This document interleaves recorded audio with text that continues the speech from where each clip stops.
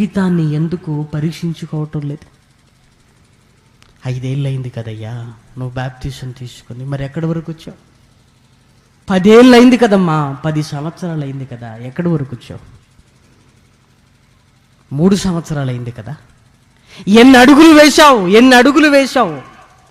ఆ మహాలోకానికి చేరుకోవటానికి ఎన్ని అడుగులు వేశావు?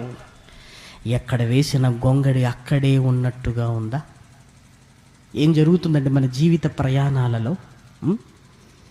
ఏదో ఆశిస్తున్నావా? దేవుని కొరకు బ్రతుకుతానని పరలోకం అని మాట ప్రారంభించి మళ్ళీ ఏదో కావాలంటున్నావా? ఏం కావాలయ్యా? పదవి కావాలా? తీసుకోయ్యా, తీసుకో.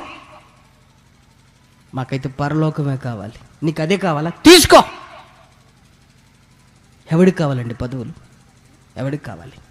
బాప్టిజం తీసుకున్న రోజు ఆ మాట అనలేదే. మళ్ళీ ఎందుకన్నావు? ఎందుకంటున్నావు? శ్రమైనా కష్టమైనా నిందైనా భరిస్తావా అన్నప్పుడు భరిస్తానన్నావు కదా. భరించే అవకాశం వచ్చినప్పుడు భరించు, సహించు. లేదు, మాటలు మాత్రం చెప్తామండి. ఆ పరిస్థితుల్లోకి రాగానే ఎన్నో మాట్లాడుతుంటాం. ప్రియమైన వారలారా, ఇన్ని మాట్లాడుతున్నావు కానీ నువ్వు ప్రారంభం రోజు చెప్పిన ఆ పరలోకం అన్న మాట ఎందుకు రావటం లేదు?